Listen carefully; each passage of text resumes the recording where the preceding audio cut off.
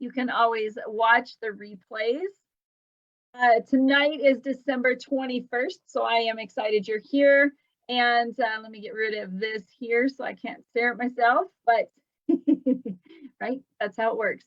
But yes, please tag your team members that you want to catch this Zoom. And thank you for taking time out of your day, evening to catch us. We are usually about 30 minutes long. That's about our timeline. So we can go through this. Welcome, welcome. All right, let's see if I can just hit, if we're in the right spot. All right, here we go. It is, who has seen this movie? Throw up some hearts. Like, come on. I think everybody has seen this movie. Elf, one of our favorites in the Gear household. We totally love Elf.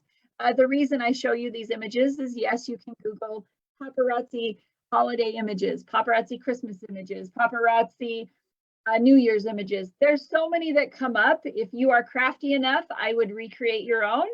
Yes, if you're not, it's okay. Don't stress about it. Use the ones that are made there and just post. The goal is just post something, right? That's the fun part. And if you can recreate them, definitely do it. All right, so if you have not met me, my name is Jen Gear. I have been an independent paparazzi consultant for over 10 years, and I will be your host this evening. I've been in network marketing, I want to say 19 years now. So I really, really love what I do. Obviously, I'm still doing it amongst other things and hobbies and fun things like that. So I really, really like doing this jewelry business. It's one of my favorites of all time, honestly. Tonight's main topic is about customer service. So we are going to learn some tips on customer service. And I'm sure we all have our own horror stories. We want to focus on the good ones, right? Because there's always horror stories. You want to learn from the bad and focus on the good, right? Right? We do. We all have stories of customer service that's not fantastic, but we want to shout out our birthdays during the month of December. And you can see in here, there is a lot of birthdays for the month of December. Lots of December babies, right? Look at all that, December babies. And then our anniversaries for this year, this month, you know, super excited for everybody there.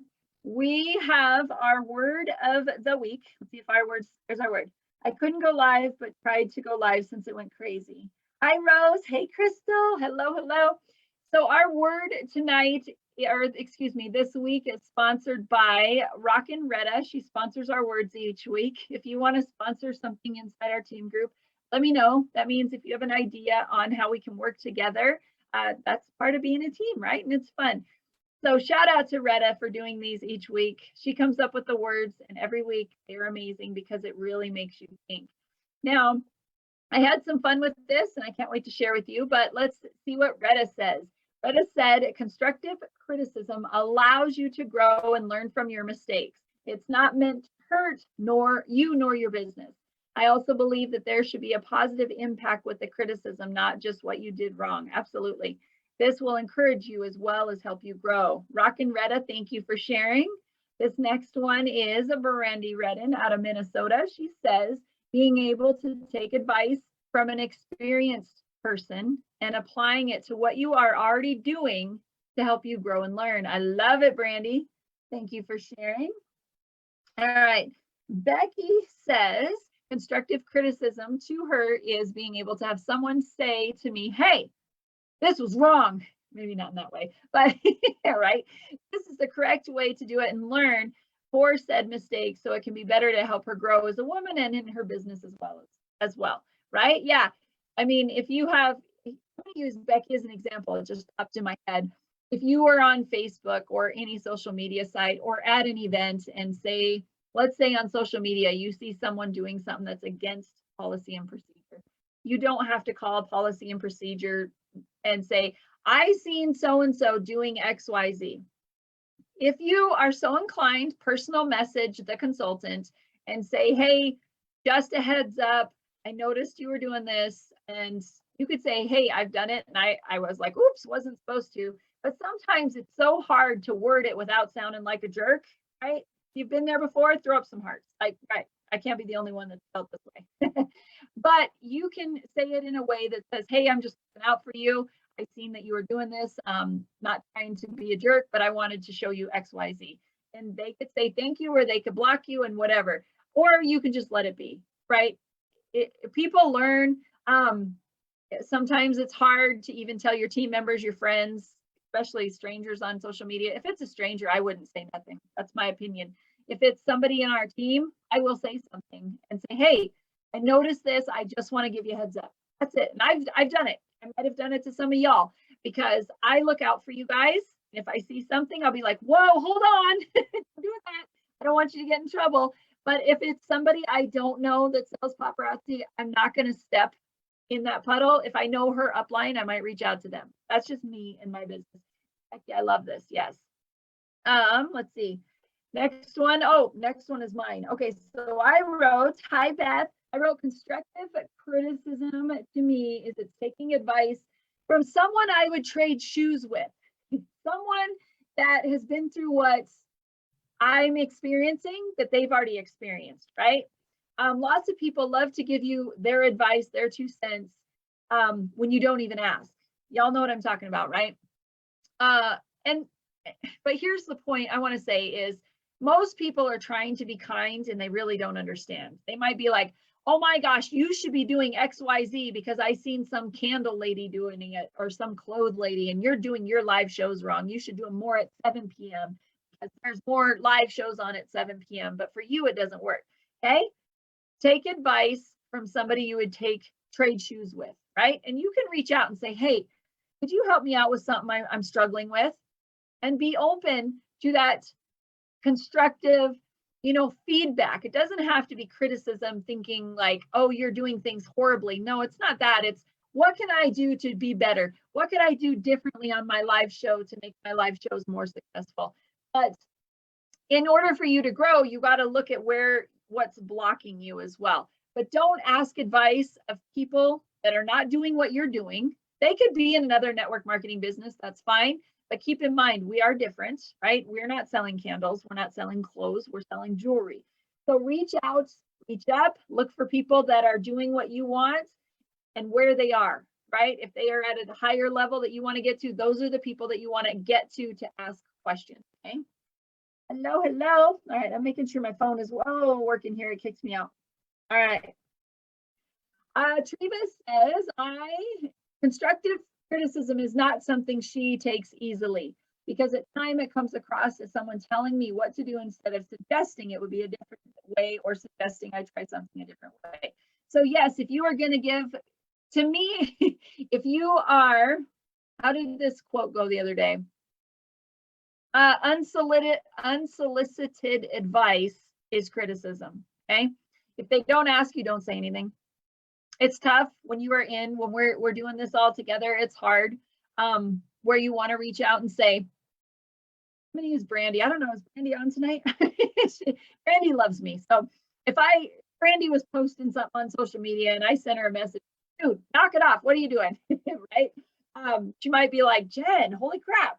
But we know each other well enough that we could say, hey, don't post it like that. Don't change your words and things like that. But when someone reaches out and asks you questions, that's when you can suggest things. So think about your words that you use because words are huge, and tone. We have that conversation in our little children's lives all the time. Tone and words that you use make a big, big difference. So I do appreciate you guys sharing your thoughts on what constructive criticism is. Here's the definition, right? And I love this definition. That's why I put it on here tonight. It says it focuses on providing constructive feedback supported by specific examples to help you improve in some area. Constructive criticism should be offered in a friendly manner with good intentions. Absolutely. And kind of like Retta, I want to say it was Retta that said, I don't need to be put down. If I'm doing something wrong, tell me how I can make it right in good intentions, not to just be a jerk, right? So usually family, friends, people that are kind of jelly of you are going to give you that constructive criticism and be like, yeah, you suck, don't do it this way. Reach out to somebody else, somebody that you, like I said, you would change shoes with. That's what I always say. Who would I trade shoes with? I would love to be in her shoes, okay? Awesome, awesome, you guys. Love it, love it. All right, let's see. I'm making sure our comments are working. Here's our shout out for the week to Danielle Baker. If you know her, throw up some hearts. Danielle has been a paparazzi consultant for quite some time. She's absolutely amazing. She's one of the top elite of the company. And if you haven't, check her out on YouTube, right? You can find so many videos on Danielle and everybody that we share each week. I encourage you, put it on instead of listening to the music, instead of playing on TikTok, instead of watching a movie, put on some YouTube where you can learn something. She could be playing, or anybody could be playing in the background while you're working. While you're washing dishes, you could have your earbuds in and be learning. You don't have to watch the YouTube video for your brain to pick up tips, okay? I mean, I encourage you to do that. Just a little YouTube each day, 10 minutes, 30 minutes a day is going to really grow your business. Pinky swear. Just a kind of a repeat here. We are almost at the end of December, can't believe it. So if you've snagged your ornament, drop me ME down below. If you haven't, be sure to order in the month of December so you can get one of those ornaments. I haven't seen an email saying that they were sold out yet. So y'all got to get those. Those are super, super cute. I think I got a box today and mine is in the box today. But so if you have been following along, I have not gotten everybody's entries up to date yet. So I apologize for that, but I will get that done. We are doing our weekly action steps. We're going to do one big fun prize at the end of the month, which will be in the beginning of January, whatever that first Tuesday is. So you can get entries each week. Okay, this was week 1. You can find these inside our team group, Jewelry Box Warriors. Click on the announcements tab. They're all up there. If you participate by the end of the month, you get an entry for each one you do. Okay, each one. So you can get up to, I think this month will be 5 entries if we count it right. I don't know. Week 2 was your calendar, and I know some people did that. So that's why I was saying I have not got everybody's entries up to date, but don't worry, I will. I won't leave you hanging. Week 3 was last week. Where did week 3 go? Week 3 disappeared. Okay, so week 3 disappeared. I will make sure and get that back in here. But this is week 4, and I got this posted this morning, because our subject tonight is all about customer service. Yay. Oh, darn it, Crystal. I'm sorry, friend. But week 4 action step goes along with our topic we're learning about. So you will find this inside our team group. Drop 2 to 3 things of what you expect when buying from someone or somewhere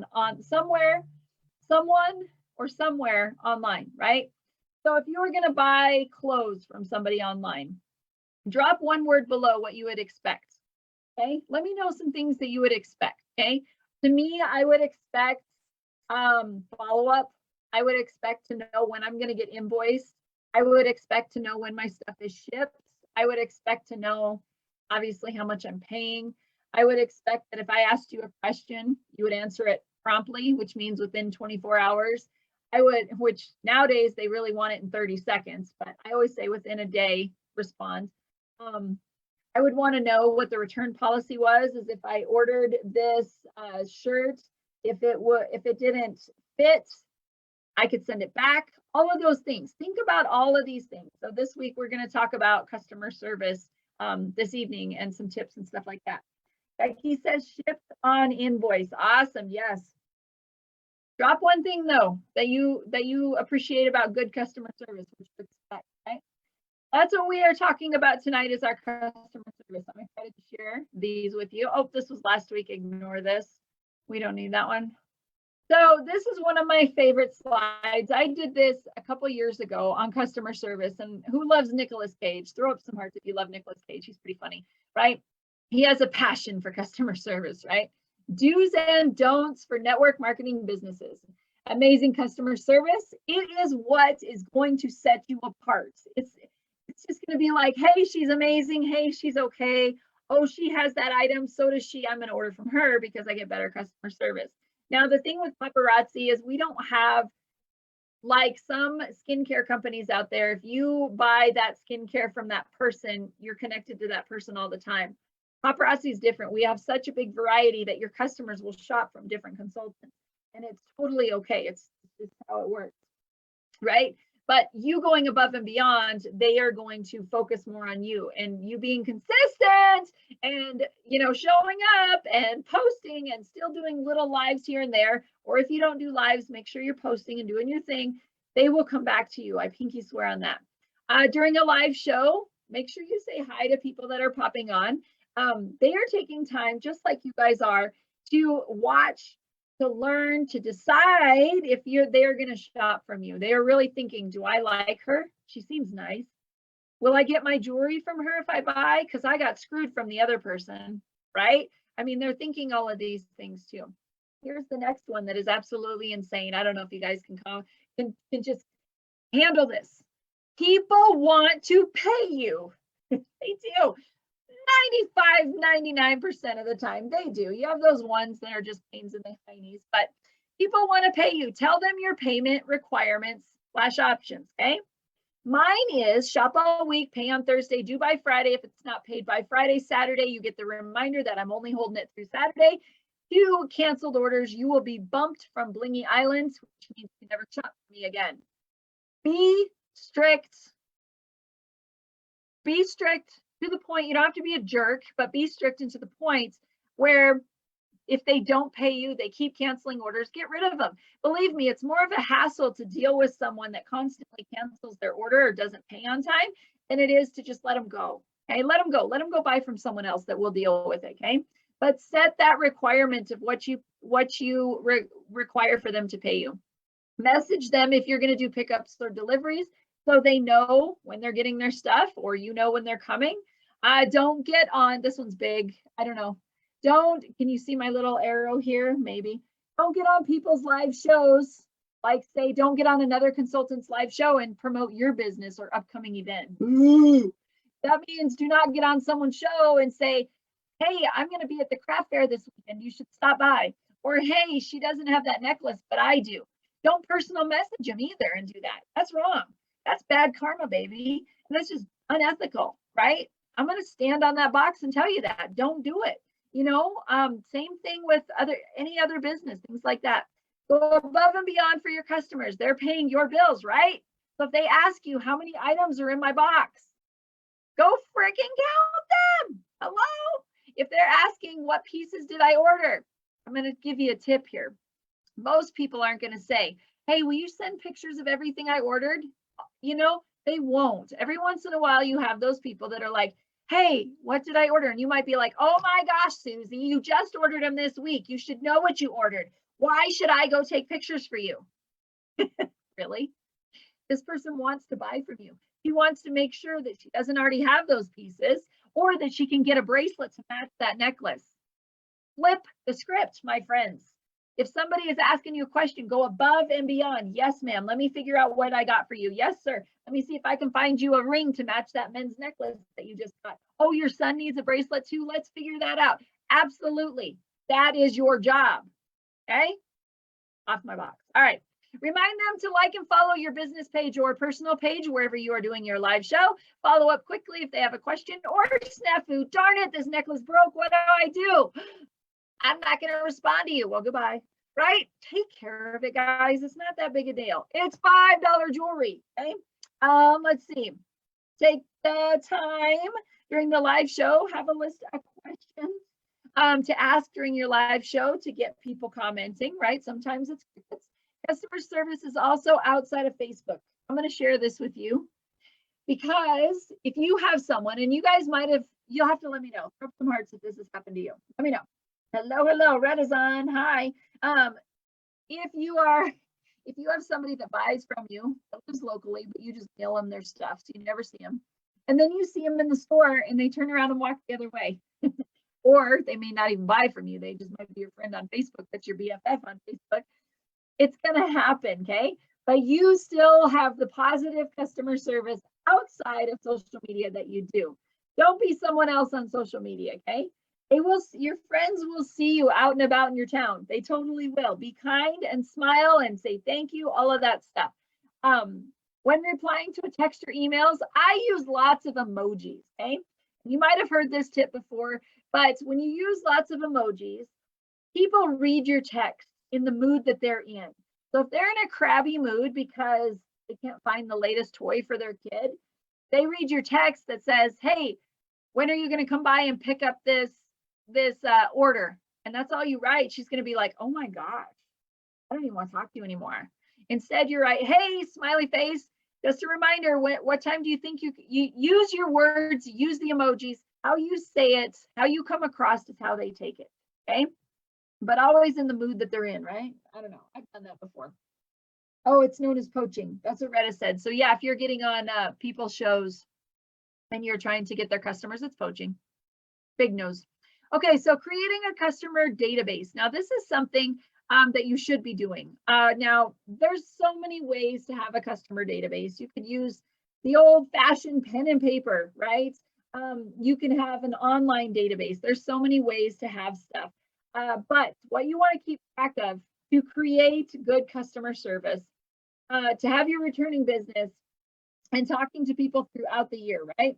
Ways you can keep track. Like I said, those notebooks, Excel apps. Let me grab this card system that I use, A through Z. These are all the people that have shopped with me this year. So I have them in order by alphabetical order. This works for me. I'm a hands-on visual person, and it just works. It's easy. It's something I can touch. You know, the people that have shopped from me, I got them all, you know, on my cards and things like that. It works for me. Ideas of things to keep track of, okay? Now, the reason I tell you this is because any platform that you are on that you did not create, you do not own any of that, right? So if Square were to cancel right now, you would lose all of your customers' names, emails, and all of that stuff. You definitely want to back up your databases, whatever, right? But name, addresses, birthdays, kids' birthdays, anniversaries, email, their favorite color, style, if they're interested in joining, and when you want to follow up with them next. Those are just some tips on what to track. You do you, and you can be as detailed as you want or as limited as you want, as long as you can keep track of your customers, because that's how you're going to know what's up. But this is the box I was showing you, and you can do whatever you want. I still have Brenda Blueberry here, right? She's still here. But Brenda Blueberry, I wrote when I got her was November of last year, right? On the back, I started with birthdays. I have a different system I use now for birthdays and addresses, but you can put the colors that you like. I use a different system now, but this is how I had started. And as you start something, you will learn different ways that work for you, okay? Everybody's different. Everybody has different ideas on how their systems work, but a way for great customer service is to keep track. Retta says postable.com works great and it's free as well. I've never tried it, but I've heard about it. So check that one out too if you like an online system. This is the quick tips for customer boxes. You know, if you want to do something like I have, if you're hands-on, you know, you can buy those cheap boxes. You can get a lot of stuff from the dollar store. I'm a happy dollar store fan. And when customers shop from me, let me see if I have one of their orders.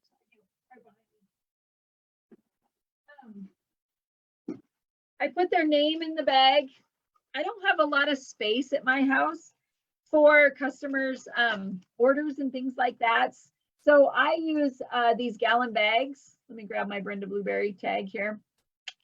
I will put the tag in there with their jewelry. Now this tag is already ready to be mailed out, but without that, I would normally have here, I would just have the name.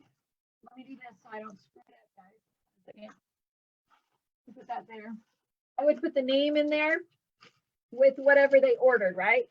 And then when I invoice them, after I've sent them the bill, then I bag it up into my bag that goes home with them in their mailing envelope and put their name in there till it's paid, and then I mail it, right? But this saves space. I use these behind me. That's what I use. And they're lined up A to Z, right? That's it. And they line up there. It takes so much less space. That is the main reason I did it, because I don't have a lot of space inside my house for, you know, fancy customer boxes. I've tried different ways to do it, and this is the one that works the best for me. So I've been using index card and putting all the information on it. Nice job, Becky. So you're like me, like hands-on visual person, right? It works good for me. So this is I'm loving these Disney quotes. And if you know Merida, throw up some hearts, right? She's one of my favorite Disney princesses. But she says, our fate lives within us. You only have to be brave enough to see it. Anybody, whether you see this live video, live or replay or whatever, anybody can build a big business. Anybody can try new things. You just have to want to do it, okay? You have to. We can stand up here, everybody on YouTube or wherever, or even in-person training events, stand up there and teach you everything they know. But it is up to you to go live, to go to an event, to try something new. It is up to you. You have to be brave enough. If you have a question, to reach out and say, how do I do this? You have to be the one to do that, okay? So everybody can do it. You just have to be brave enough to go, I can do this. I'm going to reach out and ask, or I'm going to try this new thing. So I truly love Merida. She is one of my favorites. Absolutely awesome. But just a reminder that our random prizes throughout the month that you got is you get one entry each week for doing the action steps. You can go back and do all the previous action steps since the beginning of December. They're all saved inside our it's inside our announcement section inside our group. The only thing is you must be active during the month of December in order to get the prizes, okay? That means you have to order 25 pieces or 50 PV for the month. This next thing I want to share with you is next week's training as preferred customers. So we're going to talk a little bit more about how to get those people to continually choose you, okay? Choose you. Why should they choose you? This is the calendar, right, through the end of the month. So next week is our preferred customers. The following week, we will do our Life of the Party prizes, and we will also do prizes for the entire month of those of you that participated inside, these challenges and such like that. Let's see what else. A big thank you for taking time out to watch this training. Like I said, whether you catch it live or on